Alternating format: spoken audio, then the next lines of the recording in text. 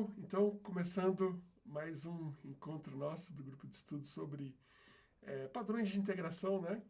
E hoje quem vai começar falando, né, é o Kenji, né? O capítulo 2, certo, Kenji? Isso mesmo, capítulo 2.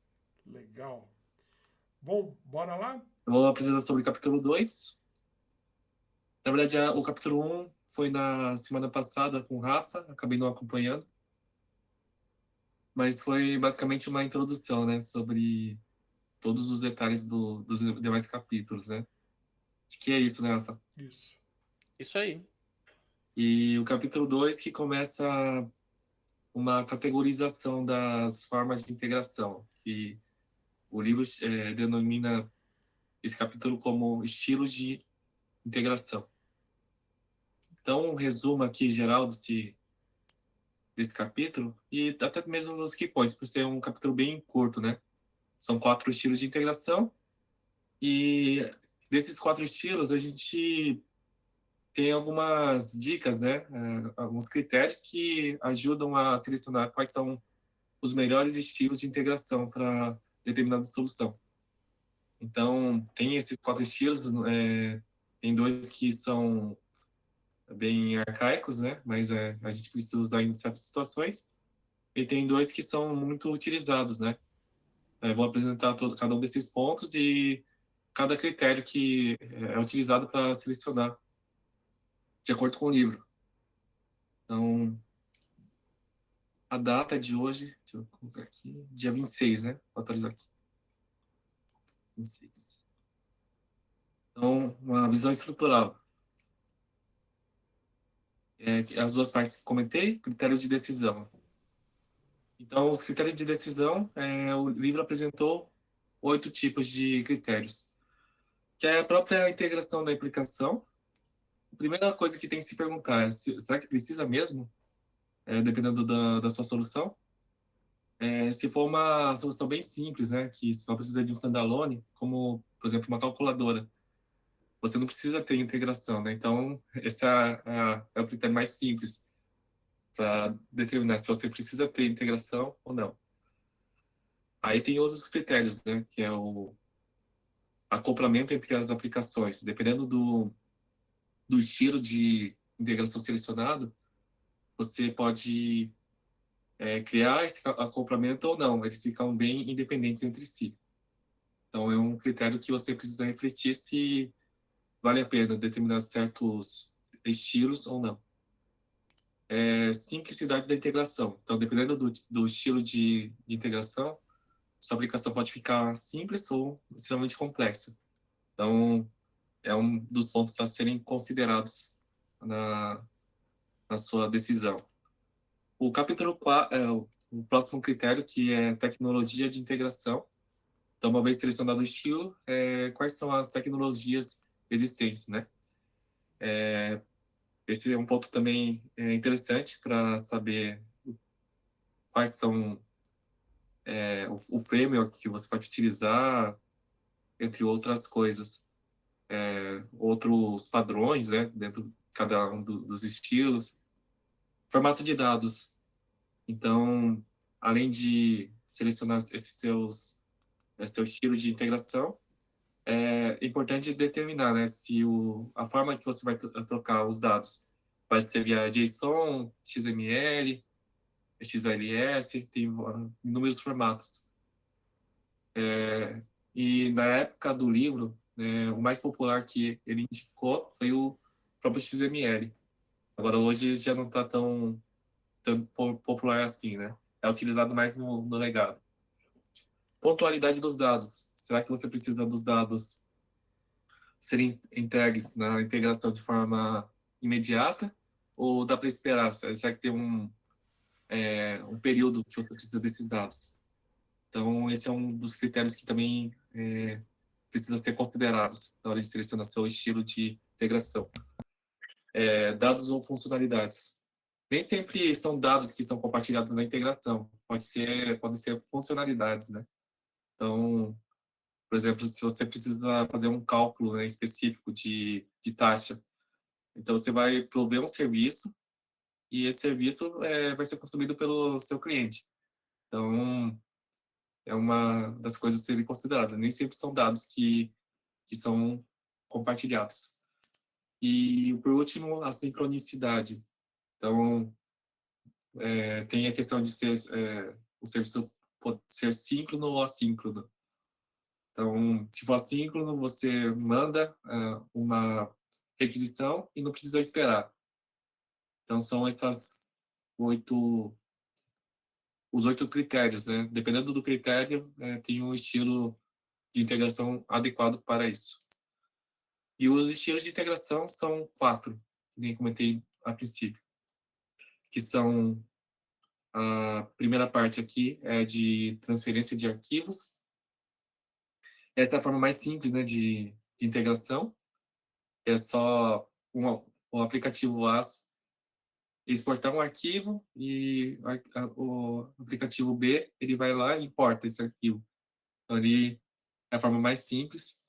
Tem outra forma de integração que é o banco de dados compartilhado. Então, eles acabam usando o mesmo data source em várias aplicações. Então, ele é uma forma de integração, é até bem comum a gente ver isso, mesmo que hoje não seja tão recomendado assim. E aí tem os dois que são mais populares, né, que é o invocação procedural remota e mensageria. A invocação procedural remota é basicamente a aplicação lá fazer a solicitação de uma função e essa função é processada e ele devolve um resultado desse dessa função.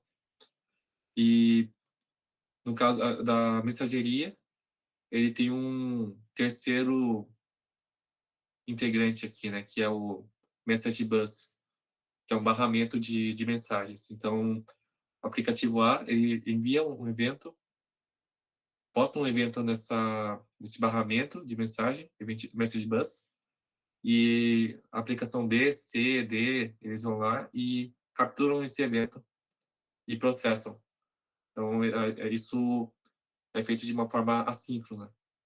Então, são esses os 4 estilos de integração. São bem simples, né? Não tem tanto segredo assim. E aí, vamos para os prós e contras, né, de cada um dos estilos. O prós desse primeiro estilo, né, é que ele é simples. Não é tão simples de implementar, mas ele é simples de ser entendido, né? Então, outro ponto também de pós é que permite um desacoplamento entre os componentes. Então, você não tem essa dependência forte, né, do aplicativo A e aplicativo B. Só precisa ter um contrato entre eles, né? Então, ele precisa ter o mesmo formato de dados. É só combinar o jogo para fazer essa integração dar certo. E os contras deles é sincronismo, latência, né, processado na hora, e gerenciamento de espaço, né? Então tem que considerar que pode lotar seu espaço em disco, por exemplo.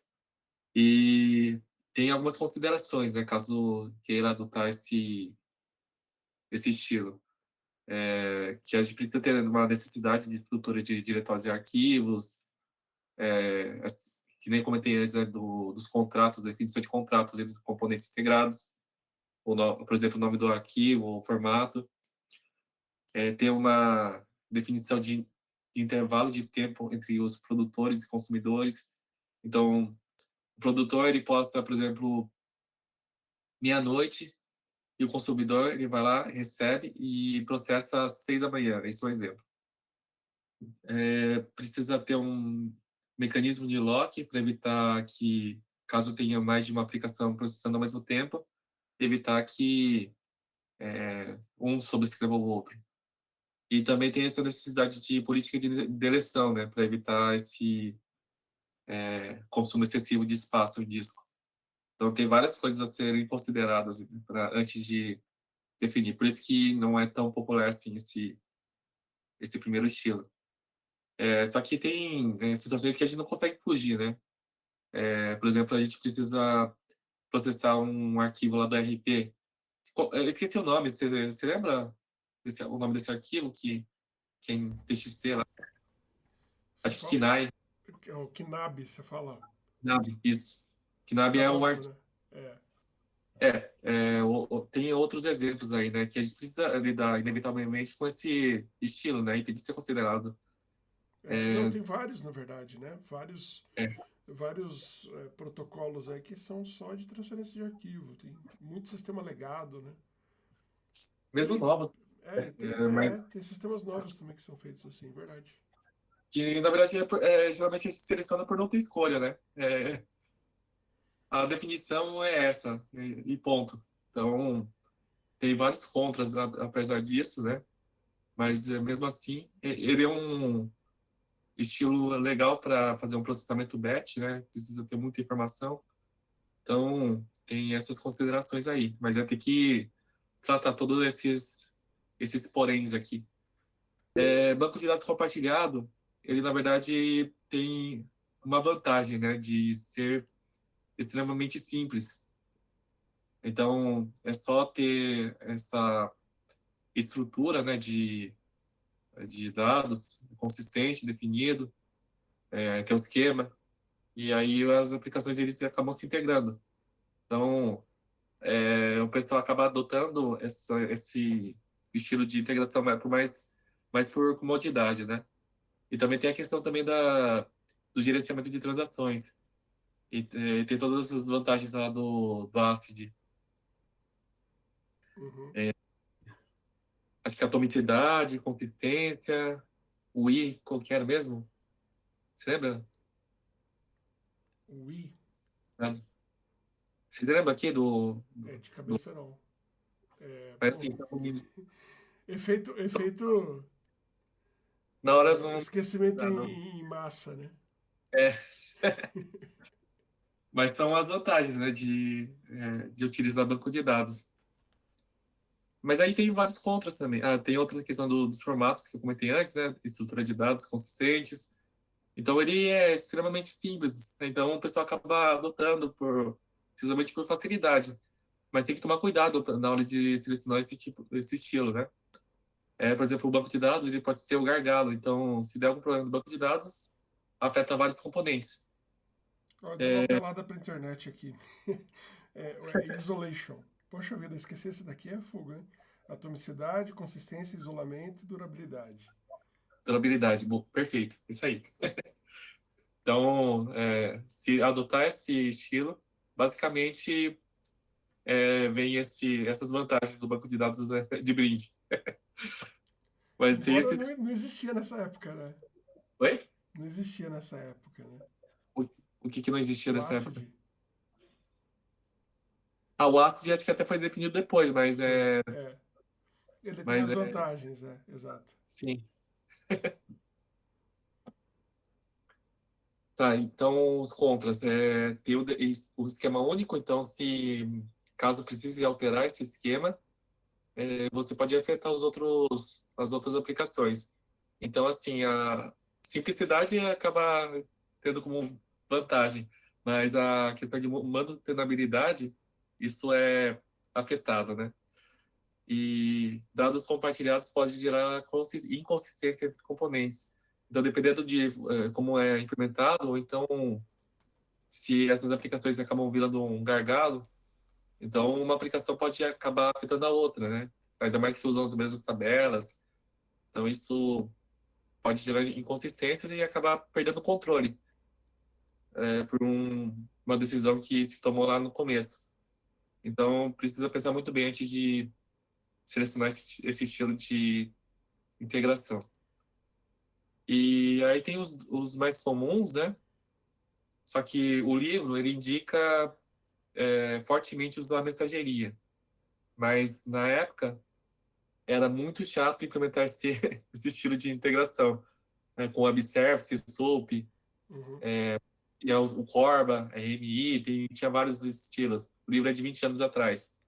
Então, não era tão simples, era bem maçante a gente implementar esse estilo. E a mensageria tem essa questão de ter a necessidade de ter esse barramento aqui, né? E Fazendo caro, esse... né? Quanto não E é custava caro. um barramento de serviço desse daí na época era milhões, né? Era muito caro. É caro. Continua sendo caro. Continua. Muito assim. Então, eu vou passar aqui as vantagens e desvantagens desses dois. Passando 20 anos, muda a concepção, né? Mas os dois estilos são extremamente válidos. Aí os prós e contras aqui. Os prós, encapsular lógicas de funcionalidade por componente integrado. Então, tem a questão lá dos dados e funções que eu expliquei lá na parte de critérios, né? Então, a gente pode encapsular funcionalidades e disponibilizar para outros componentes utilizarem, né?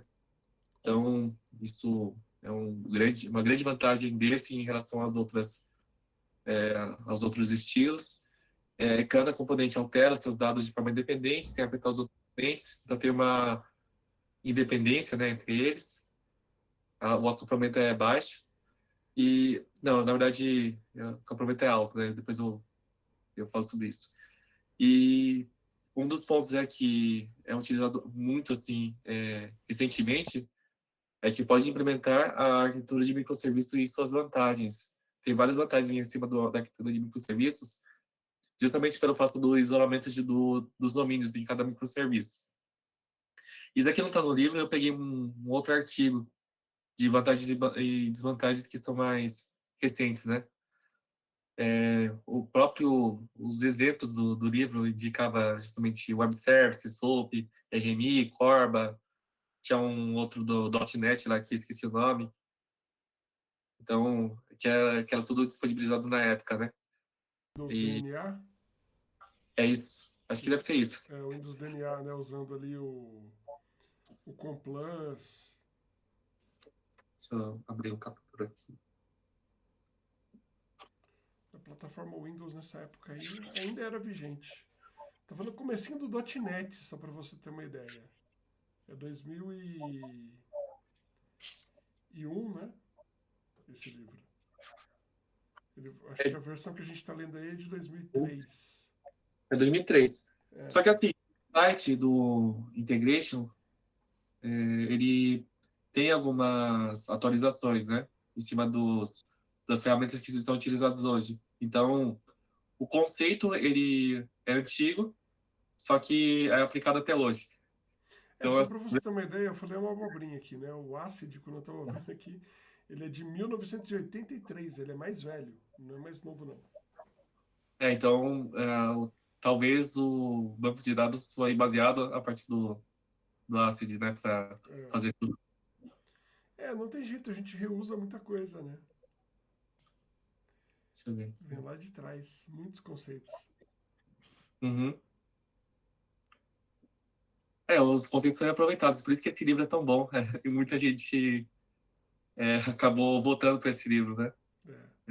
E tem muitos frameworks que implementam a base, o conceitual, a base a partir desse livro. Então, muito legal isso. Então, assim, por isso que eu trouxe aqui, ó, pode implementar arquitetura de microserviços e suas vantagens.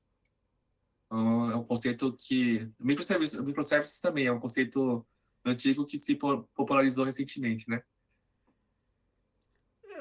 É que não tinha essa visão. Na verdade, nem se tinha nessa época aí de trás, não existia serviços, né? Sim.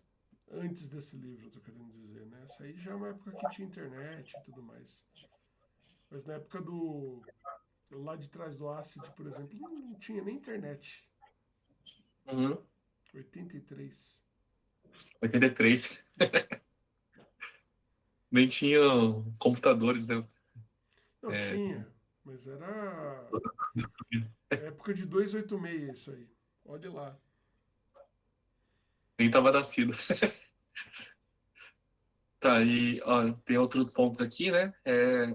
O maior contra desse estilo é a questão do acoplamento, né? Então, se o serviço que está dependente cair, então existe o forte risco da aplicação lá não funcionar. A gente acaba causando um acoplamento entre esses sistemas aqui, né? Entre essas aplicações que estão integradas entre si. Possíveis falhas de latência, rede podem afetar, né? Então, se a gente acabar exagerando, utilizando muita integração, aplicação A chama de aplicação B que chama de aplicação C, e deixar tudo síncrono, isso vai somando, né? A questão da latência. Cada consumo de rede, cada chamada, ele acaba impactando o desempenho.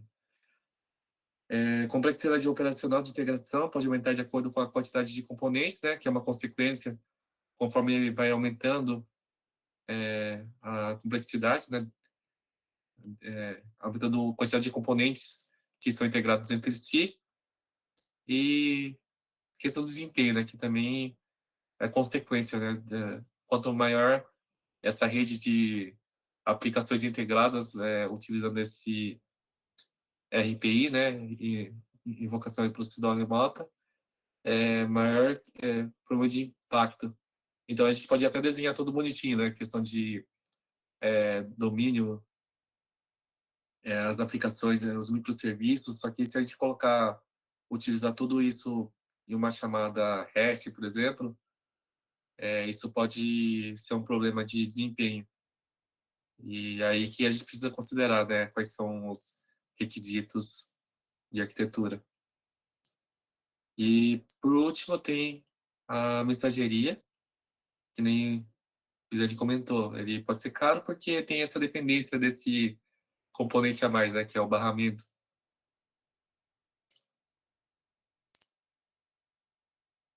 Aí, o questão dos prós, né, que é justamente o que resolve o contra da invocação procedural remota, que é a questão do acoplamento.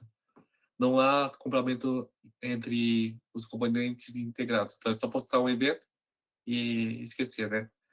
Mas esse evento ele precisa ter um formato específico que consiga comunicar com as outras aplicações. Igual a questão dos arquivos, né? Desatualização de dados pode ser rapidamente mitigado por notificações entre produtor e consumidor. É só ir postando os eventos que as outras aplicações rapidamente vai ter conhecimento dessas atualizações. E tem a questão aqui, ó, também recente, pode implementar arquitetura orientada a eventos e suas vantagens. Assim como tem os microservices, que são usados bastante aqui em cima da invocação procedural remota, na mensageria é usado bastante a implementação das arquiteturas orientadas a eventos, principalmente com Kafka, por exemplo, mas aí tem outras, o Rabbit, MQ. No livro ele trouxe alguns exemplos antigos também, né? Mas hoje é mais popular o RabbitMQ e o Kafka. Acho que tem outros lá, ActiveMQ e contras. Tem o contra aqui que é a questão de testabilidade, né? É bem difícil de testar isso. Dificuldade de testabilidade do fluxo de mensagens entre os diferentes consumidores e produtores. Ele é mais complexo ainda, então aumento de complexidade. O processo assíncrono de dados é distribuído entre os componentes. Tem a questão da curva de aprendizado de orientação orientada a eventos. Então, é muito mais simples explicar uma arquitetura que integração por RMI e do que essa questão da mensageria. Então, e troubleshooting também de erros, processamento de mensagens. Então, é muito difícil de identificar onde está o erro. Então, precisa ter uma arquitetura bem robusta para mitigar esses problemas. Então, esses são os 4, né? Nenhum deles é bala de prata. O pessoal utiliza muito mais esses 2 últimos do que os 2 primeiros. Inclusive, esses 2 primeiros têm suas vantagens também, né? Mas aí fica a critério da solução que quer trazer, né? Então, assim, esses são os 4 critérios. Tem os 8 critérios que foram definidos, os 4 estilos aqui. Prós e contras, eu trouxe prós e contras aqui, né, do capítulo. Os prós, tem orientações iniciais para como selecionar a abordagem de integração mais adequada, de acordo com a solução. tem essa categorização, que são os estilos, né, das formas de integração de aplicações. E apesar de serem conceitos antigos, os conceitos apresentados no livro são bastante utilizados até hoje. Os contras são os exemplos, né, que, como o livro é de 20 anos atrás, até mais, acho que 2003, 2001, né, o livro. Então, as tecnologias, consequentemente, são antigas também, né? E os tiros permaneceram os mesmos, só que as tecnologias que implementam esses tiros evoluíram. Então, era muito complexo a gente implementar aqueles stubs, skeletons lá do SOAP na época. E hoje, mesmo o SOAP acabou simplificando, continua existindo, mas hoje se popularizou bastante o REST, que tem frameworks muito mais simples, em diferentes linguagens. Então, o REST ficou muito mais simples esse conteúdo, essa integração, né? Então, o livro passa exemplos antigos, inclusive direciona a recomendação, né, geral é utilizar o último critério, que é a mensageria. Só que tem a questão do custo, acabei nem colocando aqui o custo.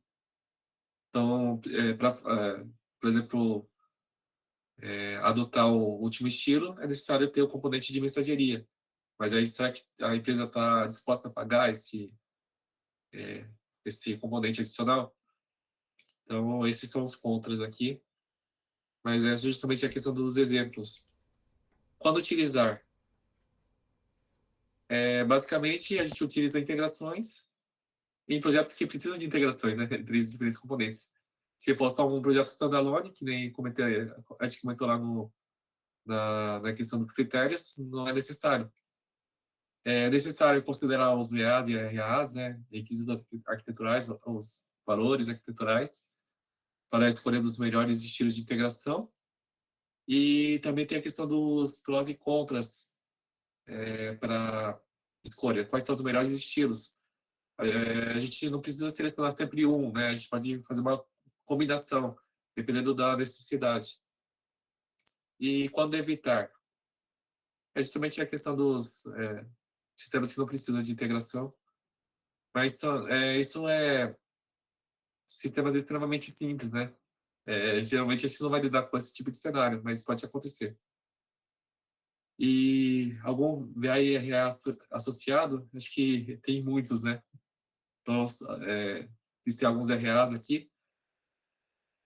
Time to market, segurança, desempenho, performance, manutenabilidade, testabilidade, disponibilidade, escalabilidade, adaptabilidade e integrabilidade.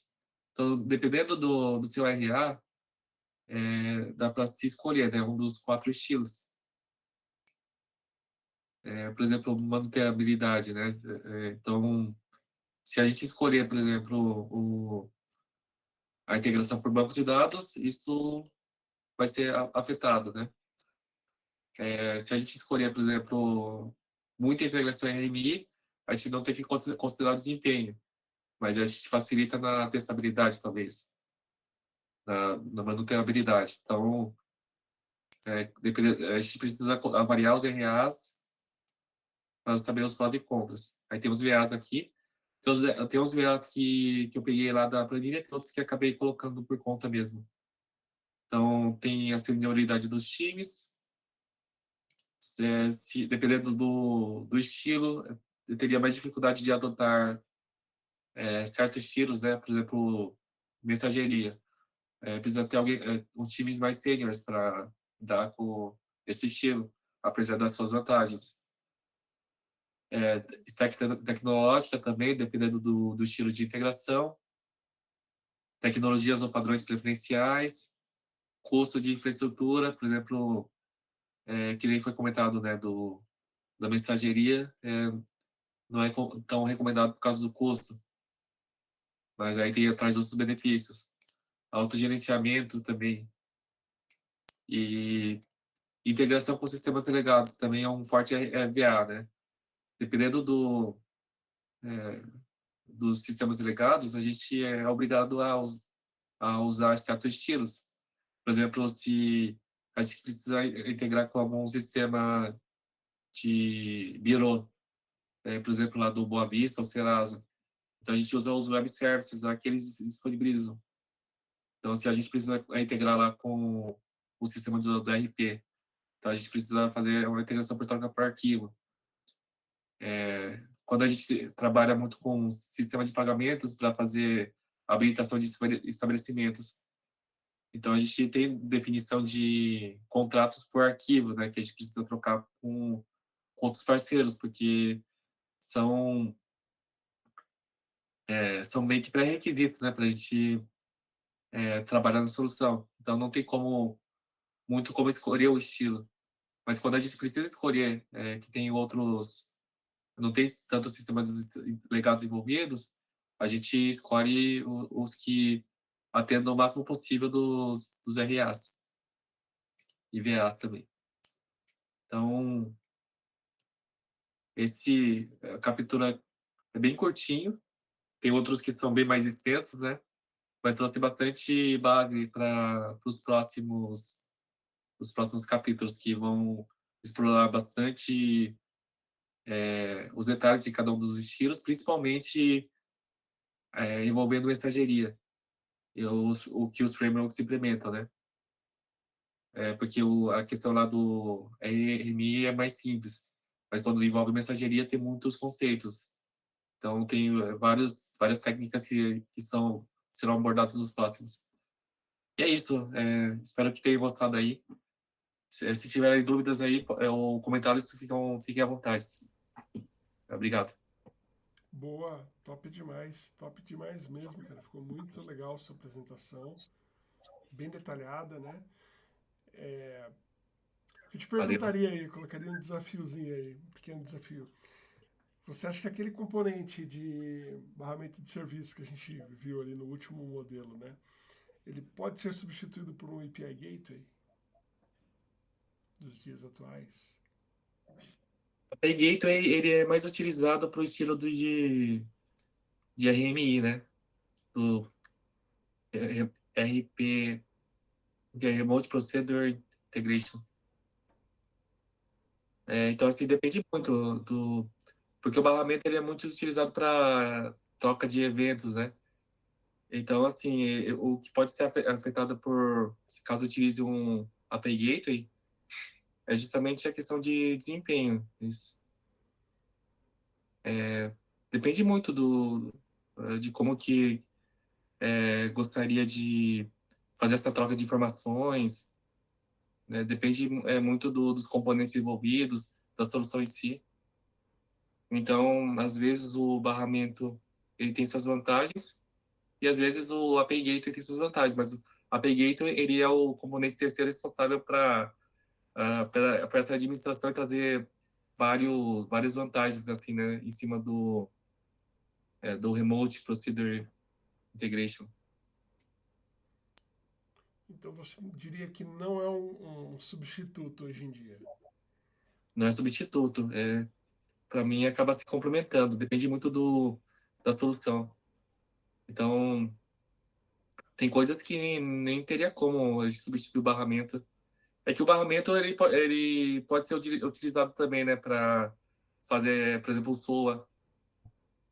Mas se for um barramento responsável por essa troca de mensagens em uma mensageria assíncrona, aí acho que não faz sentido. A API ele é basicamente síncrono, né?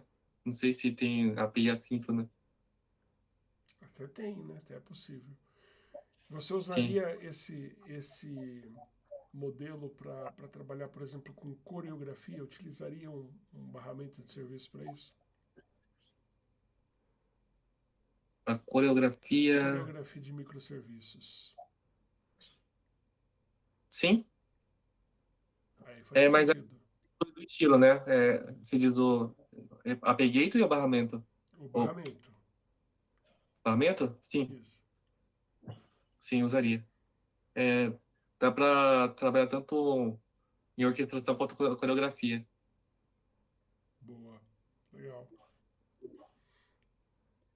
Alguém mais aí Ambos os... tem alguma pergunta extra aí? Alguém quer participar mais? O precisando fazer um chamado oral aqui pro. Ninguém mais queria apresentar depois dessa, hein, o Kenji? É que eu sei que esse daí se domina. E essas são perguntas que todo mundo me Esse faz. capítulo é mais que fácil. Agora, se tem um capítulo que eu não tenho tanto domínio, aí acabou enrolando bastante.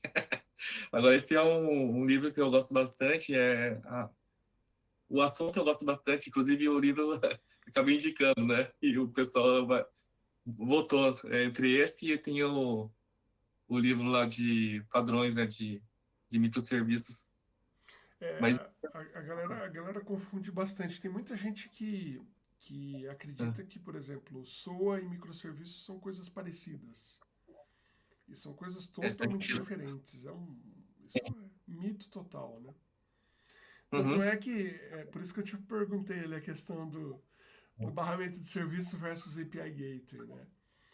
O API Gateway, ele tem outra finalidade, né? Aqui. Ele não tem a finalidade de você fazer. Deixa eu abrir minha câmera aqui também, se parou de compartilhar lá. Uhum. Quer que compartilhe de volta? Eu Não, não, compartilho não. aqui. É só para eu corto mais para não atrapalhar a apresentação de vocês e por causa do streaming, né? À medida que vai Uhum. ficar mais processamento, às vezes fica ruim a apresentação. Por isso que eu corto a imagem também.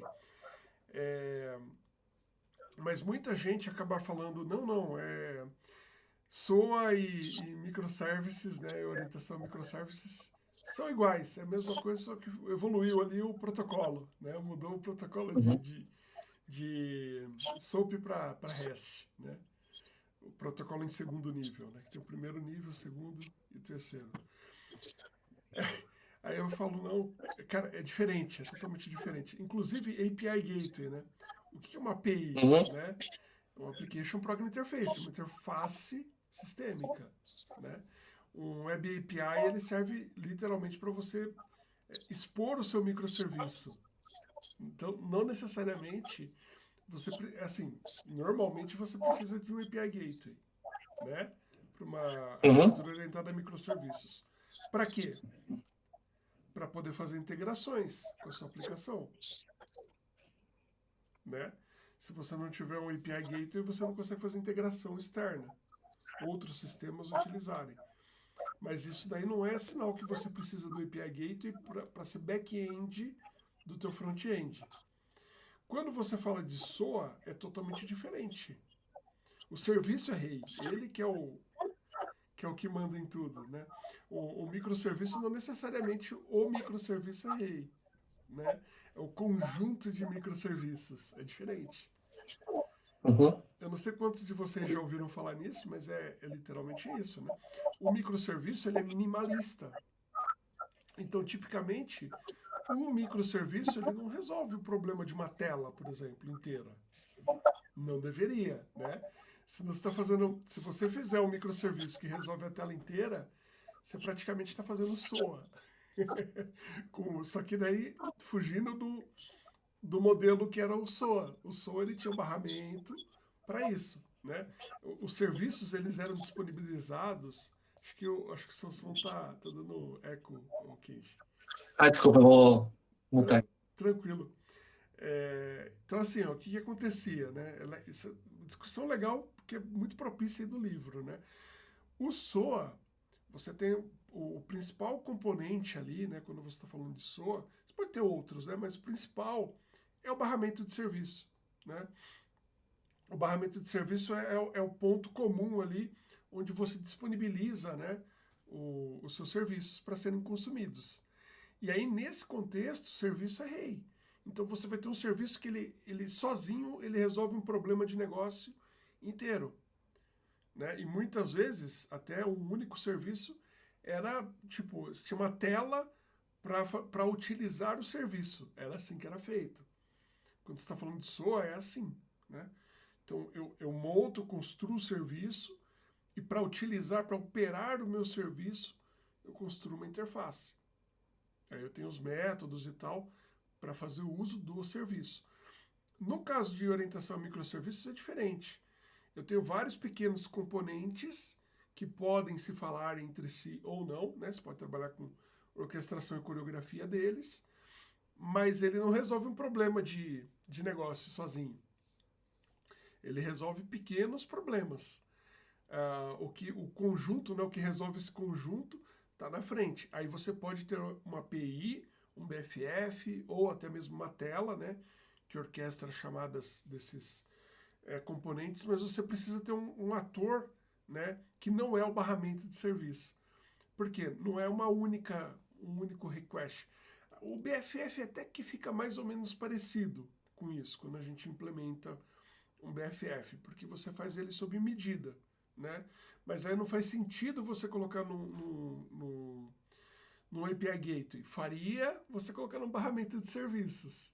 Aí seria legal, né? Vai resolver várias coisas ali de segurança, etc. Mas é uma ferramenta extremamente cara. Então, o barramento hoje em dia, você tem, por isso que eu perguntei também, você tem ali formas distintas de trabalhar com ele hoje em dia, né? Você pode separar, na verdade. Quando eu vou trabalhar, por exemplo, com back-end, né? Você tem vários componentes que resolvem segurança, que autenticação, né? Autenticidade, etc. Isso o barramento resolvia. Hoje a gente resolve com componentes plugados ali na nossa arquitetura, em geral, né?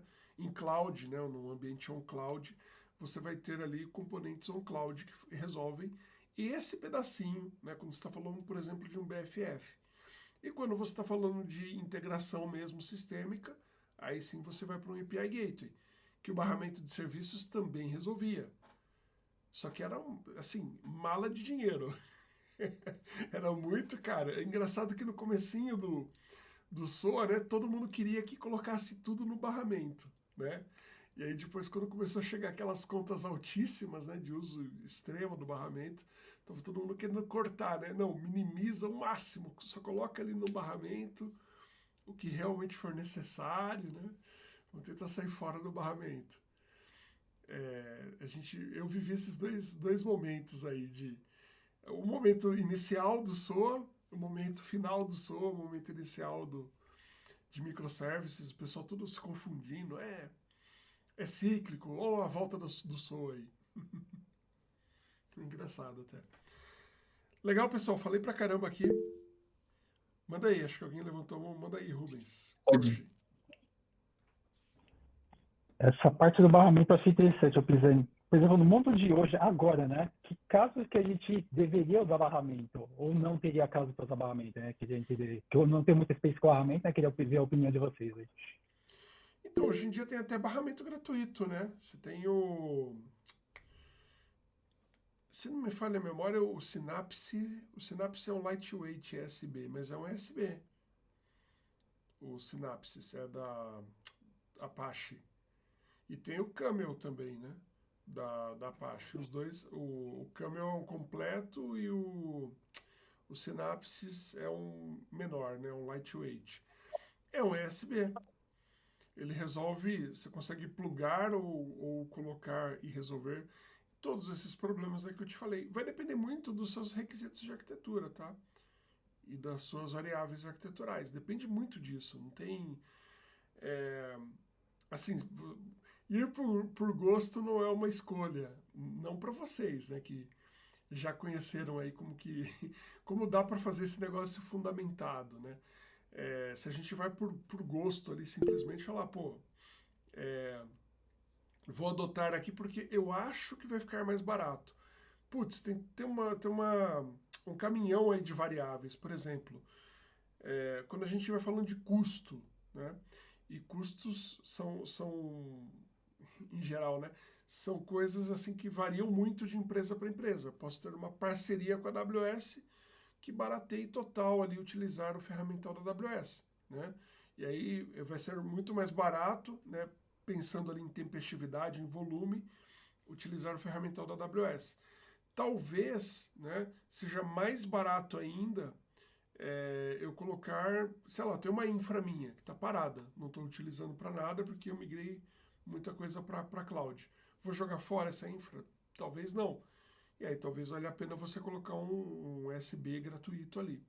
Mas se você tiver um ferramental de segurança de borda ali, outros componentes arquiteturais, e aí são VAs que a gente tem, isso daí já vai inferir na escolha também. Então percebe, não é algo tão simples assim que dá para falar, vai por esse caminho. Vai variar bastante do seu cenário. Volume de requisições, proximidade tecnológica, né? Eu tenho mais proximidade com o quê? Com Oracle, com .NET, com Node, né? E de persistência de dados. Essa tecnologia persiste melhor em que tipo de banco, que tipo de protocolo. Pô, de repente eu preciso usar um protocolo SOAP. Talvez precise, hoje em dia ainda. E aí, você vai utilizar o quê? Né? Provavelmente vai fazer mais sentido trabalhar com USB. Tá? Então tem cenários e cenários, o Koji. Precisa ser avaliado mesmo. A gente gosta de fazer TCs, né, para isso. Vocês já viram a gente fazendo algumas. Então, quando a gente tem um cenário como esse, a gente vai lá, peraí, deixa a gente fazer um estudo. E aí a gente dá um direcionamento. Beleza? Beleza, faz sentido. Valeu. Boa. Dani, lembrando que são dois tipos de barramento, né? Tem o Service Bus, que é geralmente é o USB. Isso. É muito utilizado no mundo do SOA. E tem o Event Bus, que é um barramento também, só que ele lida com eventos. Quando a gente lida com um estilo de integração de mensageria, é meio que obrigatório utilizar barramento, né? Não tem como a gente trabalhar com esse estilo de integração sem barramento, porque o barramento é um componente obrigatório para esse estilo de integração. PubSub, né? Etc. Então, precisa o Kafka é um barramento, o RabbitMQ é um barramento, então precisa ter um componente para interligar entre a comunicação entre os componentes envolvidos. E não é SOA, né? É que no caso do Rabbit, ele não é um barramento, né? O Kafka, ele também não, né? Você pode utilizar como, né? Sim. Em essência mesmo, ele não tem o propósito de ser um barramento, né? Mas ele é o barramento, né? Event Bus é o nome do componente.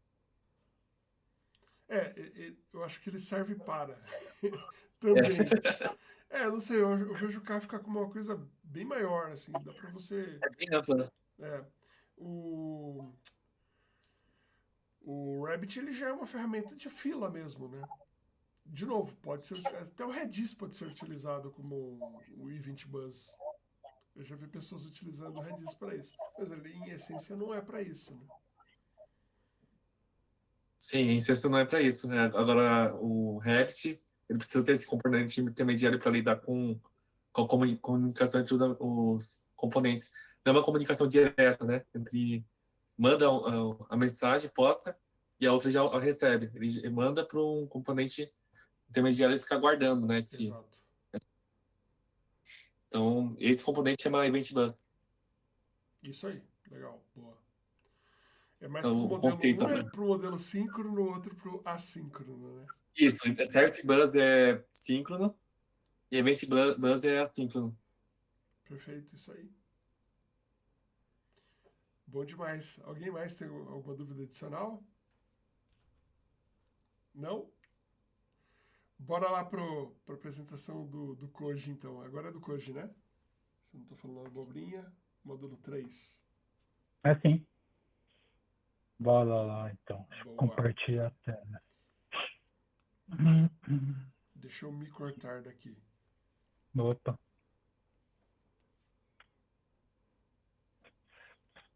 Todos vendo minha tela aqui com mapa mental? Estamos sim.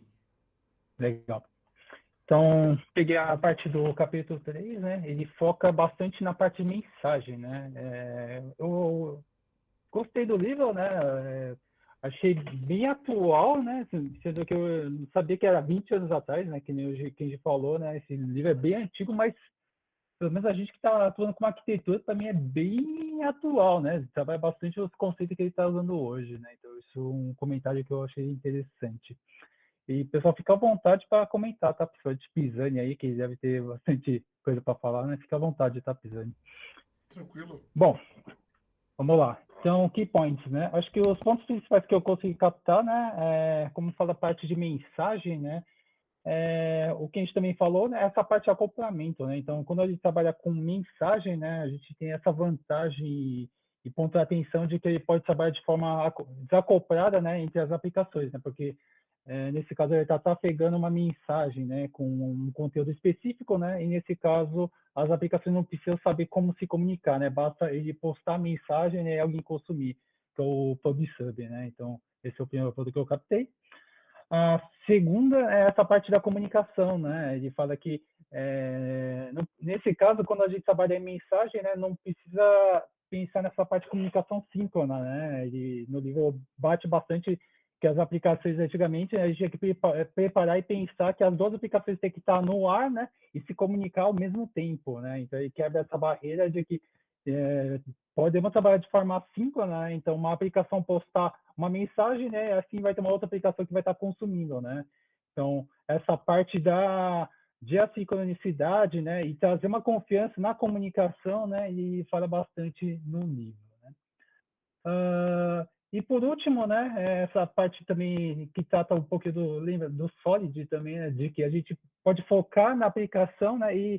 E focar no que realmente é necessário e importante, né? Que é o dado nesse caso, né? Isso eu achei legal, né? Que ele fala que nesse caso, né? As aplicações que vão postando as informações podem se focar só exclusivamente na lógica, né? Para postar o dado, né? Isso é muito bom. E simplificando a lógica, né? Antigamente, imagino que várias aplicações a gente fazia a monolítica, né? Aí tinha muita lógica em cima e assim a gente tinha muitas preocupações, né? Desde parte de comunicação, a parte de thread e tal, e nesse caso simplifica esse conceito, né? O livro foca basicamente nessas partes de 6 conceitos do sistema de mensagem, né? Isso que eu vou tratar com vocês. A primeira das Message Channels, né? Opa, abriu. Peraí, abriu. Deu uma travada aqui. Então, foi. Deixa eu dar um zoom aqui. Então, ele foca primeiro na parte da camada da comunicação, né? Ele fala, beleza, né? Temos uma aplicação que manda, né? Uma aplicação que recebe, né? Como seria esse canal de comunicação, né? Aí que entra esse conceito do Message Channel, né? Então, ter algum meio, um canal, né, para fazer essa comunicação, né, e isso como Message Channel.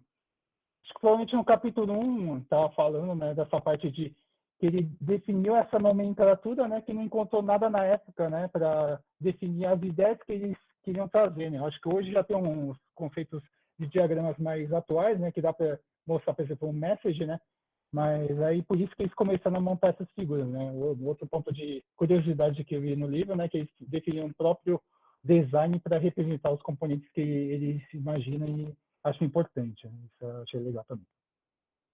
Acho que os 2 pontos de atenção aqui então, que ele foca nessa parte de conectividade, né, e parte de desacoplamento, né? Então, realmente mostra que a parte de que tem uma aplicação que envia alguma coisa, né, tem um meio, e assim tem uma aplicação que recebe consumindo desse canal aqui, né? Então, esse é o primeiro conceito que ele trata.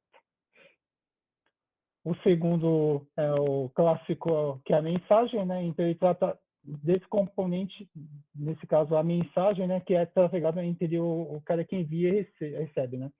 No livro ele detalha, mostrando alguns exemplos, né? Como é antigo, ele mostra desde a parte de mensagens do tipo SOAP, XML, né? E hoje a gente já trabalha com coisas mais modernas, né? Tipo gRPC, JSON, por exemplo, né? Então, mas na época era bem mais verbosa a comunicação, né? E ele detalha no livro, né? Que toda mensagem tem uma parte de header, né? Então, falando mais ou menos como é que é o tipo de conteúdo nesse caso, e qual que é o caminho que ele vai seguir, né? E o Bob, nesse caso, né, tipo, pode ser desde texto, byte, ou outras informações, né? Então, nessa parte do body ficava toda a informação necessária, né, que a mensagem era carregada, né? No caso do livro, ele chegou a detalhar alguns tipos de mensagem, né? Provavelmente nos capítulos mais para frente vão detalhar cada um deles, né? Que me chama a atenção, por exemplo, foi sido o command, né? Até hoje tem aqui da parte do design pattern de CQRS, né? Vi que esse command é bem parecido com o command que ele conhece, né? Então, tem uma mensagem para executar um comando específico, né? Então, provavelmente, depois ele vai ter que ver no quem for apresentar esse capítulo, né? Mas o interessante é que eu acho que essa parte do CQRS é bem parecida com esse command, né? Deve ter alguma relação nessa parte, né? Tem a parte de evento, request reply, né? Então tem vários conceitos de mensagem que pelo menos eu não conhecia, né? Que já nesse livro já tratava, né? E resolvia vários problemas antigamente. Né? Então essa era a parte de mensagem. Vamos para o próximo aqui. Pipe and filters, né? Então aqui é legal, eu pelo menos não conhecia tanto esse conceito, né? Trabalhar mais com microserviço e fazer algo parecido, né? Não sabia dessa parte de pipe and filter. Ele foca nesse conceito, né? De ter pipes onde ele conecta, né, eventos de forma encadeada aqui, né, e realizar filtros aqui à medida que você quer fazer algum processo, né. Então, aqui no exemplo, né, temos um tipo de mensagem e aqui tem um desafio, né, do tipo, provavelmente a mensagem vem criptografada, né, por exemplo. Então, como é que eu pego essa mensagem, né, em vez de ter um serviço só, né, que faz várias funcionalidades, né, ele quebrou em pequenos serviços, né, que fazem pequenas funcionalidades, né, e assim, em processo, né, ele vai realizando cada uma das etapas, né. Então, aqui, por exemplo, primeiro, decripta a informação, né, o primeiro filtro. Segundo, vê a parte de segurança, né, faz a parte de autenticação. E, por último, dedupe, né, eu não conhecia esse processo, né, mas ele vê essa parte de se tem mensagem duplicada, né, então faz o filtro, né, e checar realmente se tem alguma mensagem duplicada, ele já mata e garante que já está sanitize, como é que fala? Pelo menos faz o sanitize, né, para limpar, né, qualquer ruído e sujeira que tem, né, evitando duplicação de informação, né. Então, ele quebra isso em filters aqui, né. Então, pontos importantes desse diagrama, né, é o conceito de pipes, né. Então, pode ver que o processo é ligado por pipes aqui. Essa parte de processos independentes, né, cada item tem uma funcionalidade e faz o filtro e executa uma função. Acho que aqui a gente pode fazer um paralelo com os microserviços, né, ou serviços com funcionalidade única, né, do Solid, nesse caso, né. É legal que já tratava esse tipo de conceito antigamente. Ponto de atenção que chamou, né, nesse caso, quando a gente tem um serviço desse tipo, né, então a gente vai ter um monte de micro canais de comunicação, né. Então o livro fala um dos pontos contra desse tipo de pipe filter é que vai ter que ter um monte de canais de comunicação entre os serviços, né? Isso pode gerar custo e complexidade, né? E manutabilidade dependendo, né? Mas, por outro lado, deixa eu ver, isso mesmo, pelo menos no livro, ele fala que melhora essa parte de testabilidade, né? Porque você pode focar em fazer o teste só nessa parte, nessa funcionalidade de decrypt, por exemplo, né? E ter um controle de como é que está a entrada e saída dos elementos, né? No dia a dia de hoje, eu imagino que fazer o teste, né, com o serviço de assíncrono geralmente gera muita complexidade, né? Mas, por outro lado, faz sentido essa parte de como tem só uma responsabilidade no filtro, né, facilita essa parte do teste. Né?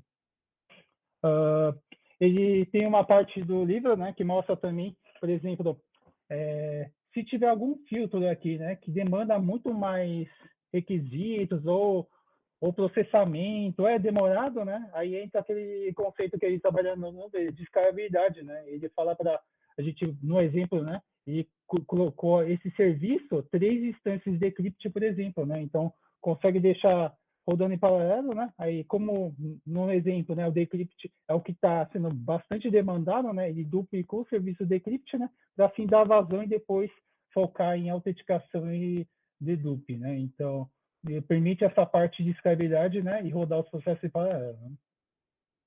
E outra vantagem que eu vi no livro, né, é a possibilidade de você adicionar um novo filter aqui, né, sem precisar alterar os outros elementos que está aqui em volta, né.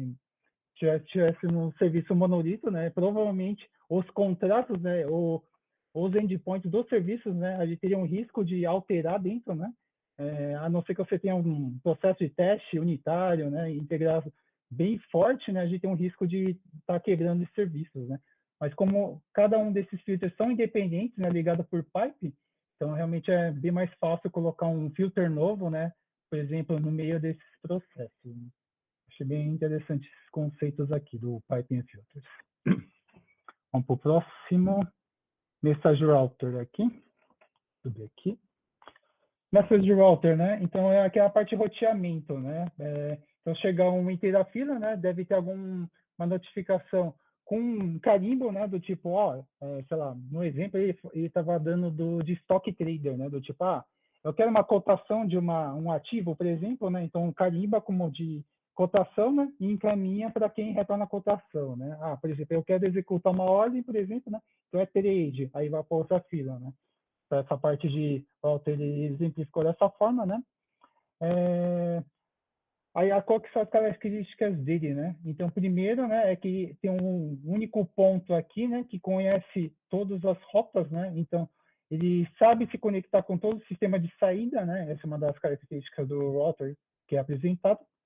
Ele tem um lugar único de decisão de roteamento, né? Então, pensando em mutabilidade, é mais fácil de fazer a alteração, né? Porque tem um lugar único aqui.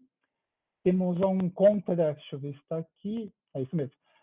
Tem um pequeno contra, né? O livro até detalha, né? Que como é um cara único aqui, né? E se à medida que a gente for colocando, né?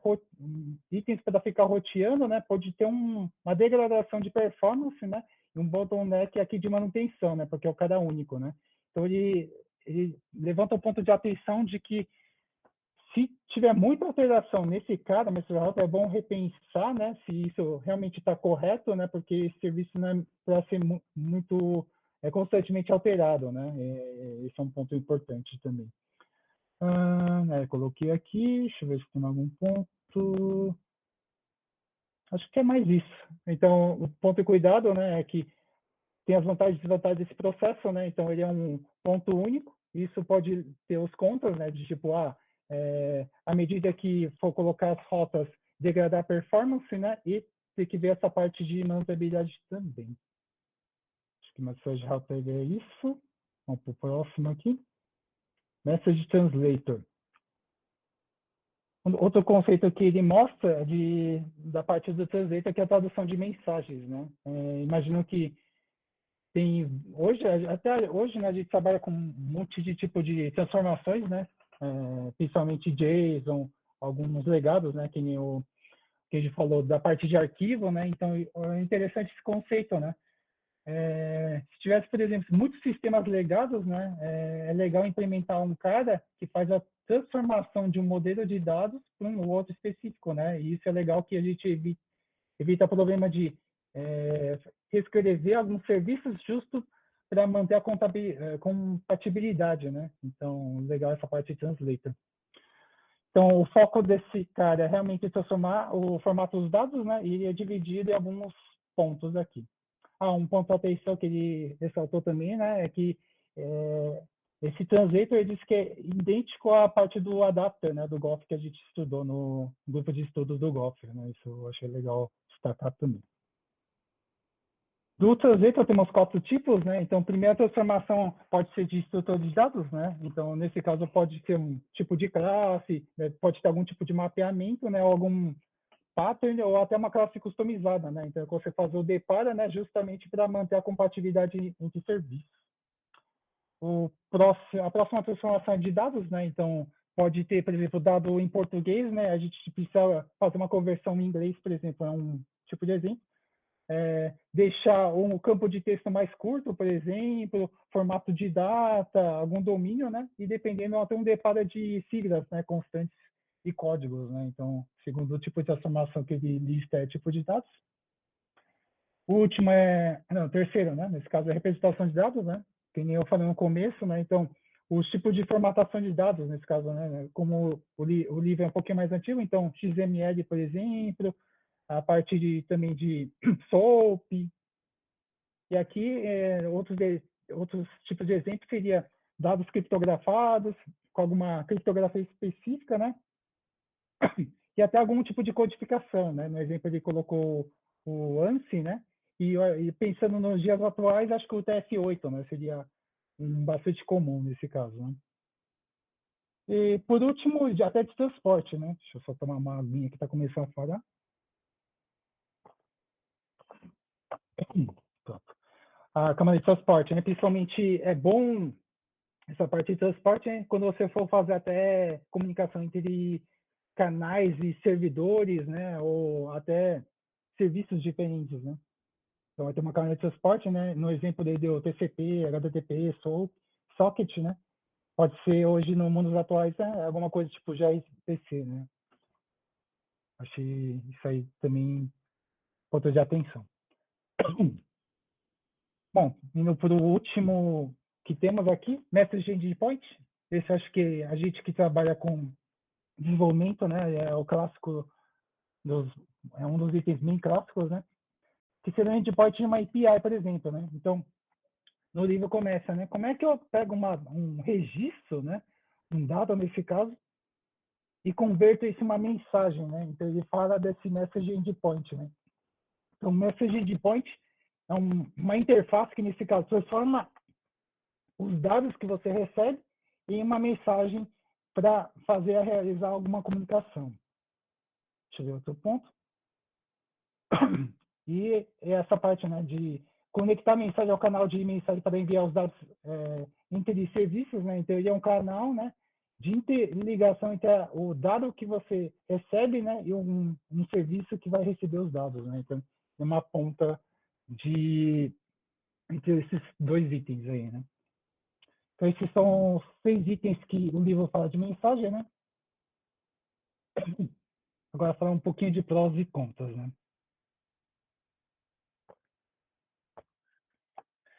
Bom, falei no começo, né? Então, vejo como um pró nessa parte de mensagem, né? A parte de baixo acoplamento, né? Então, independente do serviço que a gente tem, a gente consegue deixar os serviços bem desacoplados, né? E assim a gente consegue fazer melhores integrações, né? O livro enfatiza que com isso ele melhora ainda mais a confiabilidade dos sistemas, né? Porque provavelmente fica mais resiliente, né? Mais escalável nesse caso. E por último, né, assim a gente consegue focar no que é importante, né? Imagino que a mensagem, né, tem como o ponto mais importante, né, o dado a ser trafegado, né? Então ele fala dessa parte de que ele pode realmente focar nos dados, né? E esse restante, né, a gente pode delegar para esses sistemas, né? E a gente consegue focar no que é mais importante. Bom, contas. Acho que o Ken já comentou, né? Mas quando a gente trabalha com parte assíncrona, né? Tem alguns pontos a considerar, né? Com certeza é bem mais complexo de trabalhar, então aumenta bastante a complexidade quando a gente trabalha com esse tipo de sistemas, né? Com mensageria, principalmente. E tem essa parte de custo, né? Porque a gente vai ter que pensar, né? Beleza. Como é que vai ser o tráfego da informação? Como é que a gente vai encapsular os dados? Como é que vai ser o storage dessas mensagens, né? Vai ter alguma resiliência, duplicidade de dado? Ele vai garantir que, mesmo em queda, ele vai gravar em disco, por exemplo, né? Então tem bastante que a gente se preocupar, né? Então eu deixei listado esses dois, né? Bom, quando é que a gente vai utilizar? Então acho que, principalmente quando a gente for fazer integração entre sistemas, né? Porque nesse caso ele pode fazer integração com o legado, ou até com sistemas novos, ou até fazer modernização de algum sistema legado, a gente pode fazer com integração com mensageria, né? A gente consegue evoluir pouco a pouco com outros sistemas, né? Vai trabalhar quando tiver uma necessidade de trabalhar de forma assíncrona, né? Com certeza a mensagem é ideal nesse caso. E também gerar escalabilidade, né? Que é aquele exemplo de Decrypt, né? A gente consegue deixar para os serviços, né? E a gente ganhar escala para receber uma demanda muito grande de volume de informações para trabalhar. Bom, quando evitar, né? O Pisani tem levantado bastante, né? Que nem todo caso monolito é ruim, né? Então, se você precisa de uma performance forte, né? De realizar algum processo de cálculo, motor de segurança, alguma coisa assim, se você começar a quebrar isso em mensagens, né? Com certeza o custo vai aumentar, né? E você vai perder muita performance, né? Então, não seria aconselhável, nesse caso, usar mensagem, né? Então, tem que ver os requisitos, né? Pelo que eu listei inicialmente, né? A performance, né? Então, se você precisa de muita performance, nesse caso, acredito que quebrar a comunicação em mensagem não seria uma boa.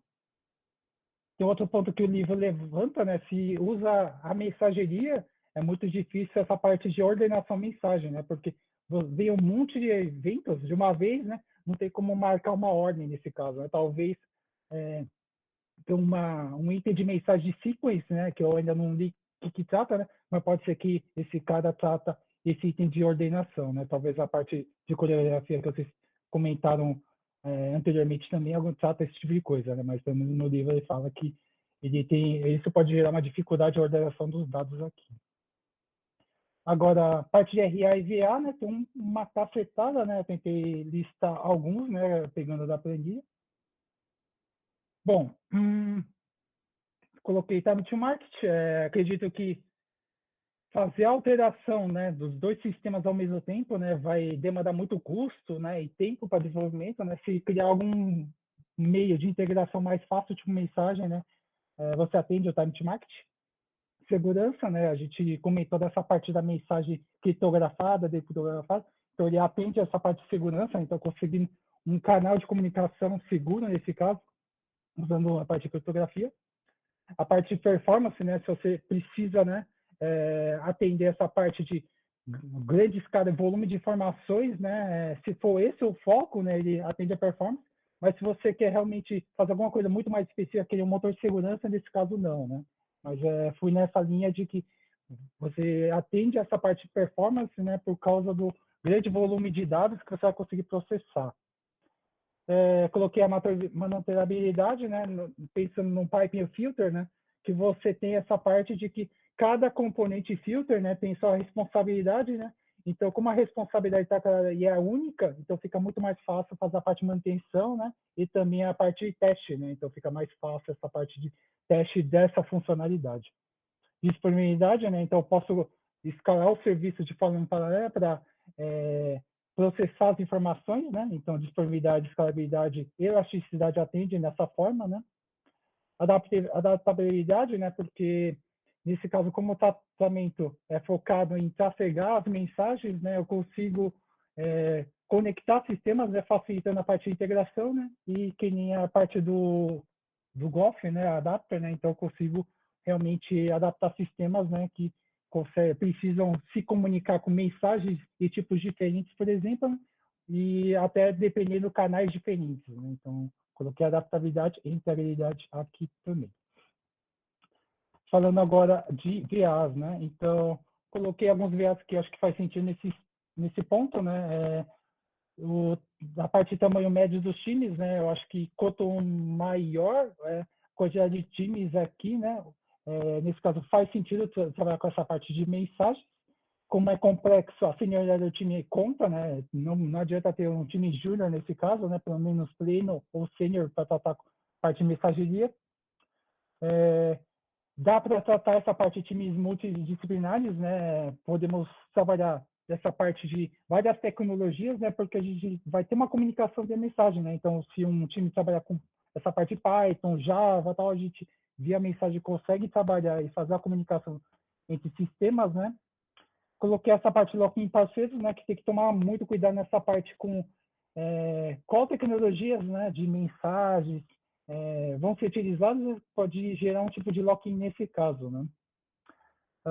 É importante também, para decidir uma mensageria, né, como é que está a maturidade da empresa, com a metodologia, né, está ligado com o que o Pisani me explicou, da dúvida da parte de USB, né, então, nesse caso de mensageria também válido, né, do tipo, se todo o sistema, por exemplo, né, usa já o Message Queue da Microsoft, né, então vão respeitar, né, esse vira um via bastante importante, né, até para a gente tomar decisão, né, não adianta chegar já com Capra, Event Hub da Microsoft, por exemplo, né, se todo o sistema, né, está usando MSQL, por exemplo, né, então deixa esse item aqui também. Servers, caso for aplicável, né, do tipo, imagino que agora a gente pode usar as vantagens da nuvem, né, tem que analisar também como é que está o parque tecnológico da empresa, né, se realmente tem muita coisa on-premise, né, talvez servers não dê certo, né, mas se ele tem a ideia de modernizar os sistemas, né, começar a ir para a nuvem, né, por que não usar essa parte de mensageria, né, e também usar a parte de servers, né. Se até acho que o vídeo do Pisani, que lançou dessa parte de servers, né, eu não cheguei a ver, talvez ele já responda essa parte também, né. E agora entra a parte de volumetria, eu também deixei listado aqui, então, que nem eu falei, né, acredito que mensageria é importante, né, e um ótimo aliado quando tem muita volatilidade de dados, durabilidade, né, porque dependendo a gente consegue fazer o roteamento, né, para deixar essas mensagens, né, numa camada mais quente ou fria, né, para fazer o controle até de custo, de armazenamento, né, e se tiver um volume muito grande de dados, né, também a gente consegue tratar com essa parte de mensagem, né? É importante a gente respeitar as tecnológicas do cliente nesse caso, né? Mais ou menos na linha do MSQ que eu falei, né? Dependendo da linha que o cliente buscar, né? Se quer modernizar ou manter, né? Então, por isso que eu deixei esse VIA também. Tá ligado também com essa parte de minimizar recursos. Como tem bastante mensageria open source, né? Então, também acho válido, se o cliente preferir open source, né? A gente fazer uma TC, levantar todas as mensagerias que são open source e assim direcionar ao cliente. E dependendo do parceiro, a gente pode focar numa mensageria específica, né? Da Microsoft, da Oracle, do Google, e a gente focar também para pedir um VA específico. Acho que é isso, pessoal. Falei bastante, né? Mas pelo pouco tempo que eu tive, né? Era isso que eu consegui extrair do livro, tá? Era isso, pessoal. Bom demais, Coxa.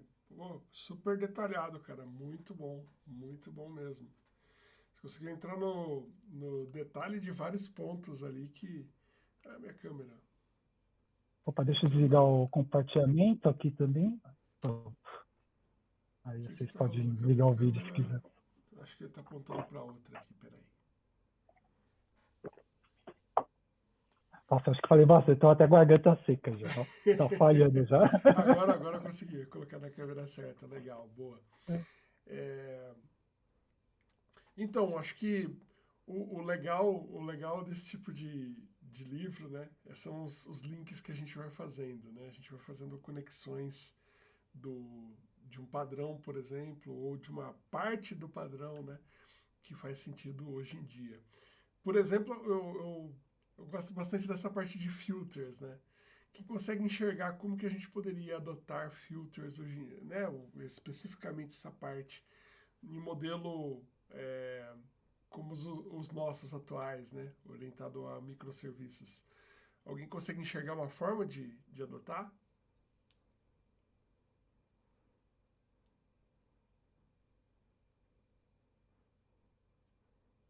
Caramba, tá todo mundo quietinho hoje aqui.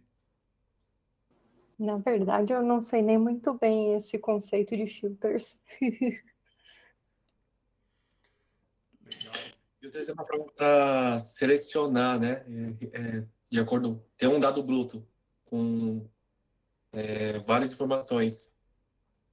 Tem muita informação, né, no seu banco de dados, por exemplo, né? Então você quer fazer uma seleção. Então você utiliza o conceito de filter para pegar os dados bem mais polidos, restritos. Então no conceito de microserviços você pode ter um microservice que ele lê de um banco de dados, né, com todas as informações cadastrais. Eu quero selecionar somente pessoas de uma certa faixa etária. Então, você pode usar esse conceito de filter para ter esse dado mais polido, só com as informações que você quer, e aí passar para os próximos microserviços. É como se fosse um index, né? Só que você não faz na camada do banco propriamente dito. É um tratamento que você faz antes, na aplicação.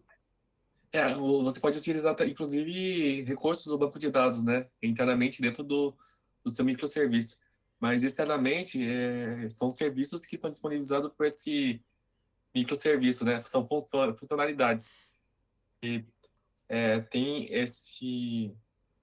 essa questão de você pegar os dados e fazer só devolver o que você realmente precisa para executar os próximos passos. Por isso que o pipe, né? Por isso que o filter trabalha junto com o pipe. O pipe como seria esse passo a passo, né? Então, o filter é um dos passos para você filtrar, polir seus dados.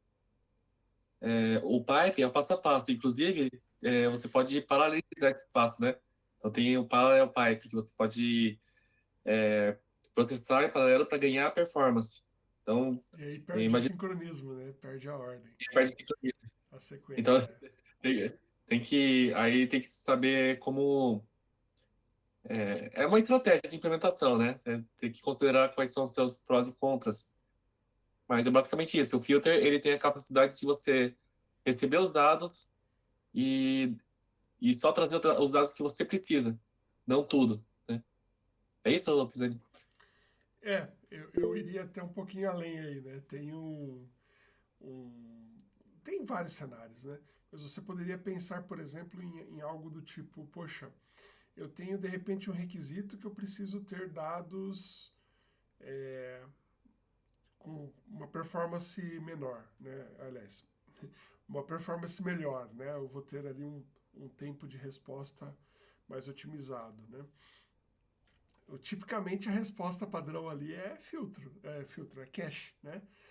E você pode, em um contexto como esse, né, fazer uso, por exemplo, do partner de Flyweight, né, onde você vai trazendo para a memória dados que são mais de menor volatilidade, né, mais estáticos ali. Você buscou no banco uma vez, poxa, de repente eu não preciso ficar buscando toda hora. Carrego ele para a memória, né, e o próprio filter aí, ele pode servir como um cara que vai, ora pegar né, você pode implementar o conceito, né, não o partner propriamente dito, ou até mesmo o partner, acho que até se aplica. Ora você pega do cache, ora você pega do banco. Estaria literalmente, né, na sua camadinha ali, a gente poderia colocar uma camadinha de filter dentro do nosso microserviço, que vai servir para isso, vai ter a responsabilidade de filtrar, né, reduzir de repente ali é, universo de dados a ser retornado, né? Vai ter essa responsabilidade. Chegou uma requisição, ele trata, né? Ele valida a consistência do filtro também, que não é só filtrar, né? Eu tenho que validar se o filtro é válido ou não. Exemplo, sei lá, dos mais acadêmicos, né? Você passar uma data de nascimento maior do que a data sei lá, atual. Pronto, já ferrou, né? Não dá para você, não tem como você ter nascido no futuro, né? Então o filtro você vai ter esse tipo de validação, por exemplo. Entre outras coisas, né? Poderia ter várias regras de validação de input de filtro, né? E já dá retorno errado, né? Mas de qualquer maneira o objetivo dele é reduzir o universo de dados a ser retornado, né? E é um lugar propício para isso, né? Nesse padrão, né? Utilizando o partner, é o lugar propício. Beleza? Acho que alguém levantou a mão, manda aí. Eu tinha levantado a mão antes, mas era para isso mesmo. E o que eu entendi do Pipes and Filters é, além de você reduzir, você pode também tratar a mensagem, porque são estágios, né? São Uhum. estágios. Então, a entrada de um estágio é o resultado do tratamento daquela mensagem no estágio anterior, né? E eu, como eu trabalho com .NET, a API, por exemplo, a API Web API lá, o ASP.NET Core, ele tem um conceito de middlewares, né? Não sei se o pessoal conhece, então, eu acho que esse conceito de middlewares, né, ele está relacionado com pipes and filters, né? Eu não sei se eu estou certo. Eu não conheço profundamente, mas eu conhecia muito de .NET, mas faz bastante tempo que eu não mexo diretamente com ele. É, aí eu acabo não conseguindo opinar muito nesse sentido. Sim. Mas ele implementa? É uma afirmação mesmo ou é uma dúvida? É uma dúvida, assim, porque pelo conceito, assim, ele pega uma mensagem e você vai incluindo estágios naquela requisição, Tá. né? Por exemplo, na requisição, ele pega o HTTP, verifica os headers do HTTP e vai incrementando. De repente, ele aplica também a autorização, o estágio de autorização. Naquele próprio estágio ali, ele já trata a injeção de dependência, né? Então, eu acredito que ele utilize, sim, esse padrão, né? Pode ser, assim, às vezes, né, o padrão uma coisa que é legal. Inclusive eu gravei um conteúdo, eu vou disponibilizar nos próximos dias, né, sobre como escolher padrões. Bem legal esse conteúdo. Ficou, Uhum. putz, conteúdo monstro aí, de 1 hora e pouco. Com certeza vai passar de 1 hora. É, eu explico um pouquinho do que é um padrão, né, qual que é a ideia de um padrão. O padrão, ele não serve para resolver um problema na totalidade, né? O padrão ele serve para resolver o coração de um problema. e para ele poder ser replicado para outros cenários. Por isso que os padrões têm uma longevidade tão alta, né?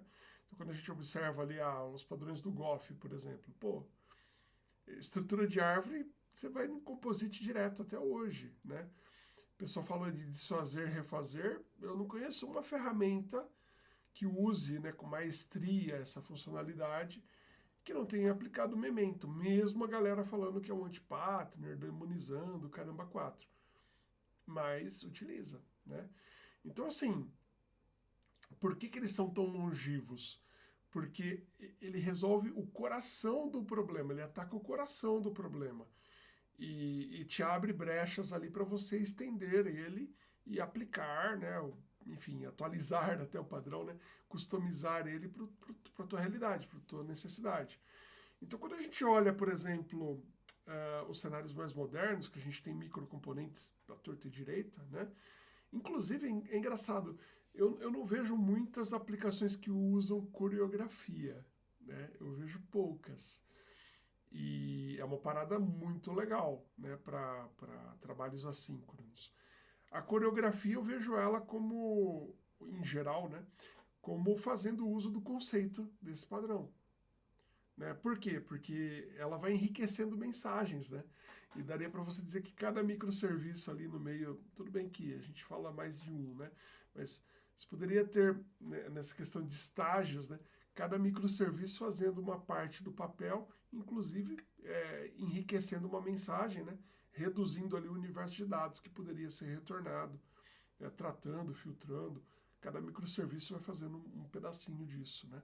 Desse enriquecimento da mensagem ser retornada. Usa um pouco do conceito, né? Desse padrão, no final das contas. Mas eu não diria que ele é a aplicação pura do padrão, né? Ele usa conceitos do padrão. Talvez seja a mesma coisa no caso como que foi o nome que você falou lá? Para o .NET, né? De middlewares, né? Middlewares, isso. Talvez seja o mesmo conceito. Vou dar uma olhadinha também para enriquecer, para não para opinar nesse sentido também. Beleza? Beleza. Vamos encerrar por hoje. Muito obrigado pela participação de todo mundo, engajamento, tá top demais. Valeu, pessoal. Valeu, pessoal. Valeu, Obrigado, até mais. pessoal. Boa noite. Valeu, gente. Boa Até noite. mais. Boa noite. Tchau, tchau.